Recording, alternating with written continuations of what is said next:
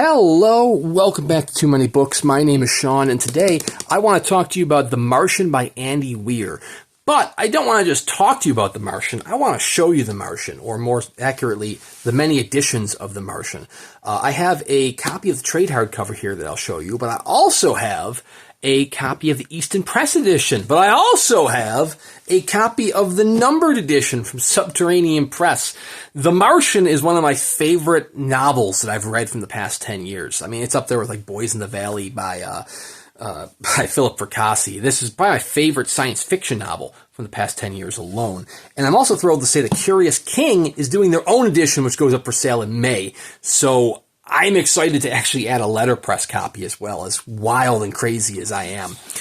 So if you're not familiar, The Martian was originally a self-published novel. He serialized it by releasing the chapters for free on his website before doing a self-publication, before eventually being signed to Crown for the trade release. And it took off like wildfire from there because the novel is absolutely worth reading. This is like gateway science fiction. I have people in my family who hate sci-fi, but read this for being so accessible. I mean, it falls within the realm or subgenre of hard science fiction, where you're eschewing all the soft sci-fi tropes of like aliens and just like alternate realities and all the other crazy sci-fi tropes, for actual hard science fiction, like a what if. So 20 years in the future from right now, 2035, you have the Ares 3 mission that winds up going to Mars, being the first people on Mars. And, well, a big old storm is coming through the area, and Ares' crew has to abandon the planet. And in the midst of this storm, botanist Mark Watney ends up being separated and left for dead after being impaled by an antenna.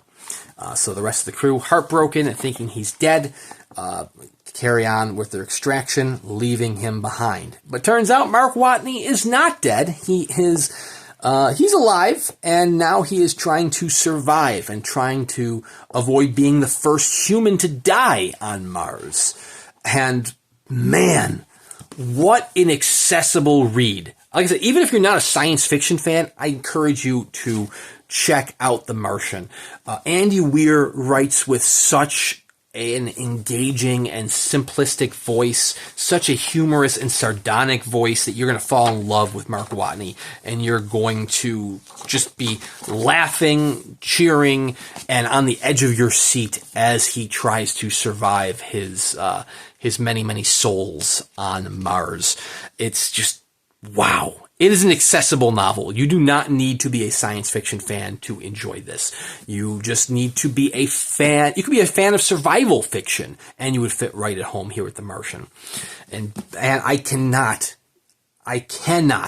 recommend this enough. But if you're like me and you're obsessed with books, you wind up picking up other copies. Maybe you want a nice fancy edition. I'm sure you can find a signed trade edition online. This one I picked up from a Barnes & Noble sale many years ago. I also had a beat-up paperback at one point, which is the one that I actually read, before I lent it to a family member, and it fell into the vortex that is their home, never to be seen again. But if you want a more accessible signed edition or a fancier signed edition, the one you're probably going to be looking for is the Easton Press copy. Mostly because, unlike other signed editions of Easton Press, they seem to keep bringing this one back. Maybe because it's a bestseller. Easton Press isn't as fancy as other presses out there. I mean, they very much have a set of standards that they do with all their titles, including a genuine leather binding, gilded page edges, a nice little sewn page block, a little moire end papers. They all come, well, actually, I should say, back in the day, they used to come with a nice little note that came with it. This is the Signed Modern Classics line. A little note talks about the publication history of Andy Weir, as well as, the history on him, as well as a facsimile. Oops, excuse me, I take some extra paper with me. A facsimile certificate of authenticity. This is not a real signature. This is very much a print here, but it's a little cool thing to have. This I picked up back in 2019. Here we are over 6 years later, and I think they still advertise this on sale. I mean, the contents are very much just the trade edition with a ribbon marker, so it's nothing overly fancy, but hey, if you are looking for a signed edition or a fancy edition, this is going to be the most accessible. If you want to go the next level up, of course, there is the Subterranean Press copy. Fun story, I think this might actually be the first or one of the first Sub Press novels I ever purchased. This was around the same time that they did The Shining. Or I should say, they did The Shining first, but I didn't hear about The Shining until around the same time they were doing The Martian. And well, I was immediately sold. I mean, I was like, hell yeah, this is one of my favorite novels of like that year that I had read, because this was 2015 when I believe this went on sale. And I said, yeah, I need a copy of this in a fancy edition. And boom, fancy edition was delivered, featuring artwork by Daniel Dosiu, if I'm pronouncing that correctly.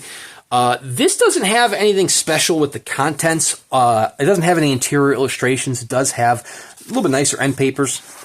It was numbered to 750 copies, 26 lettered edition copies. Mine's number 455. Excuse me. What it does have, though, even though it doesn't have interior illustrations, is an introduction by Dan Simmons, who was the author of one of my other most favorite science fiction novels, Hyperion. So I was excited to, see what his introduction has to say. Not gonna lie, I'm a little disappointed by his introduction. Starts off by saying, if you're like me, you're not reading this introduction. I gave reading introductions to new books quite a while ago, going instead straight to the author's stories and words. So good old grumpy old man Dan Simmons just hitting it right out of the gate with that. He basically goes on to talk about science fiction in general, space travel in general, hard science fiction. He talks about space travel, and good old grumpy Dan Simmons does still manage to find a way to complain about the Obama administration, which is very much on brand for Dan Simmons, who wrote an entire novel, Flashback, to complain about the Obama administration. But yeah, he talks about hard science fiction, just like I was talking about, but I mean, it's a decent introduction. Doesn't really add too much to it, in my opinion. Then you get into the novel proper, which doesn't have any interior illustrations. It's just the novel itself, but hey, it's on a bigger trim size, and it is on slightly nicer paper than the trade edition, in very much nicer boards than the trade edition. So, I mean, you can't beat it there. But there's more. There's also a fancy edition coming out very soon. It's going on sale in May from Curious King. Link in the description below to their website. I don't have too many details on that because Anthony has not... Anthony, yeah, because Andy, I was going to say Andy, but Andy is Conversation Tree. Anthony hasn't released too many details. I believe it's going to have a new introduction by Andy Weir, but one thing that's very exciting is it is going to have interior illustrations as well as new cover art by, is it Yujing Zhang, if I'm pronouncing that correctly? Could be butchering the hell out of that. Very excited to see what Zhang can bring to the table here. Interior illustrations to begin with are incredible, and then the standard edition is going to have a dust jacket as well. And I don't know that it's going to be letterpress printed, but given the track record of Curious King, I expect nothing but the best from them. I mean, hell, it might be time for me to upgrade my Subterranean Press copy to a Curious King copy. More details on that in May. But seriously, if you are a fan of science fiction, then hopefully you've already read The Martian. If you're not a fan of science fiction, you should still try to read The Martian, because it is the most accessible science fiction novel I have ever read. It is so down-to-earth, no pun intended there, despite the fact that you are, in fact, on Mars. The writing style is so down-to-earth that anyone can read it, whether you're a fan of science fiction or not, and it is just whether you want to call it Castaway in Space or what have you, Andy Weir absolutely knocked it out of the park. So thank you, my friends, for watching. I will do an unboxing video for the Curious King edition once I do have that received, because I am absolutely picking up a copy. So be sure to subscribe to the channel to check that out when the time arrives. I do at least one book review a week with plenty of unboxing videos in between here and there, so plenty for you to check out. Thank you guys very much for watching. Seriously, check out The Martian by Andy Weir, and we'll see you around next time.